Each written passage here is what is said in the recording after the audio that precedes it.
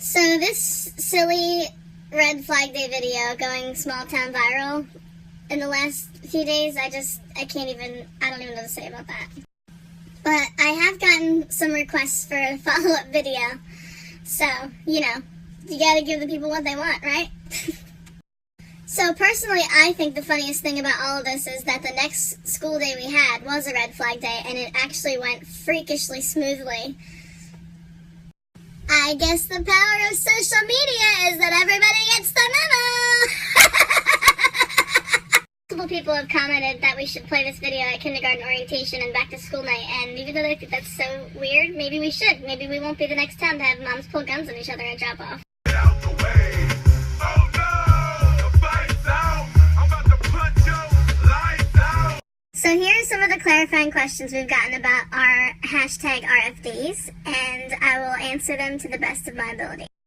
Your video is funny and all, but what even is Red Flag Day, even? Sorry if I didn't explain this well enough in my first video. I had every intention to, but telling Snapchat stories is kind of like having any conversation as a mom. You get interrupted every 10. I also feel the need to reiterate that I have 3 young children and I've been running a business from home since 2007, so I haven't slept in 9 years. So every normal school day, everybody parks and walks their kids up into their class lines, which end up going into 4 or 5 different doors of the building.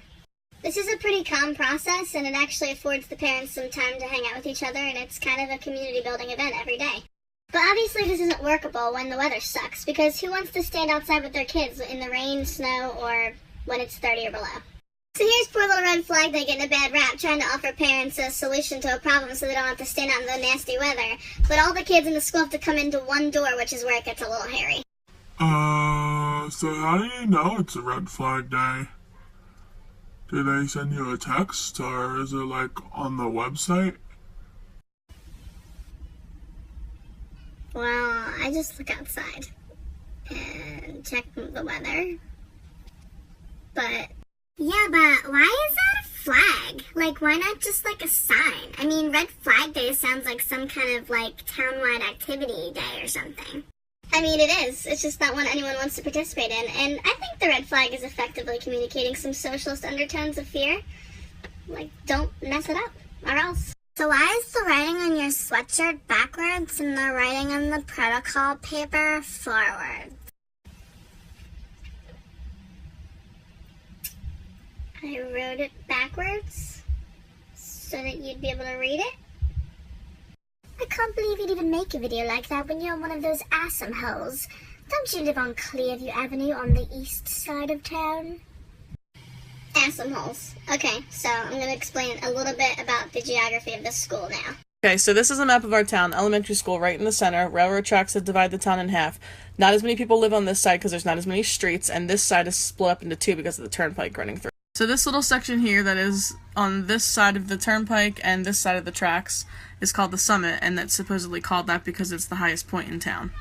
So the town north of the turnpike and to the west of the railroad tracks is called the Southwood side because of the Southwood Shopping Center here.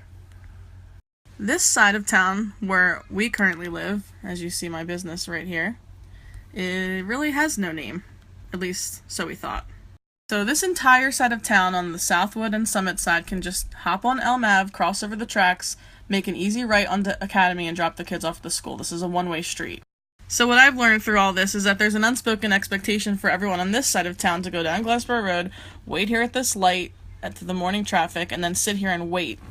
Because when you have easily 2/3 of the people in our town living on this side, coming down this street and making an easy right onto Academy, these people waiting here are not going to get in.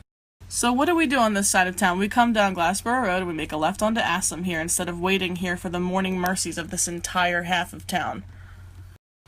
But because we are the ones trying to make a left onto the one-way street while the rest of the 70% of town are just coming up in a big line and going through, we mess up the flow. I learned another thing this week that was pretty eye-opening. And one of my neighbors is trying to sell her house, and she was wanting more for it than her realtor thought she was going to get.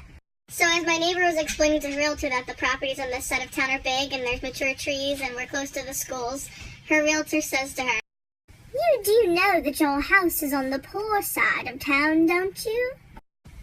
"Nope. wasn't aware. And I think if there was any truth to it, it might be offensive, but I found that hysterical. I mean, honestly, the house across the street from this lady's house was built like last year, and it sold for a lot of money, and it's really nice.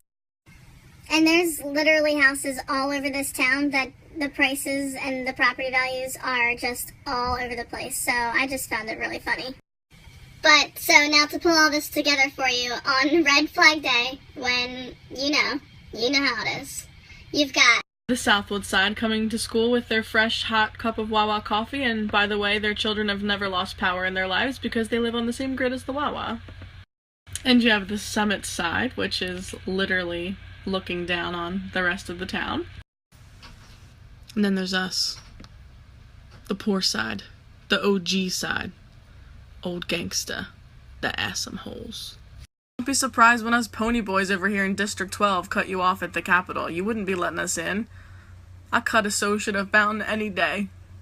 And I guess another takeaway point is that whenever you think there's not a name for your group of people or your side of town, there is. So, confession, I'm an assum hole, and I'm gonna wear it as a badge of honor, baby.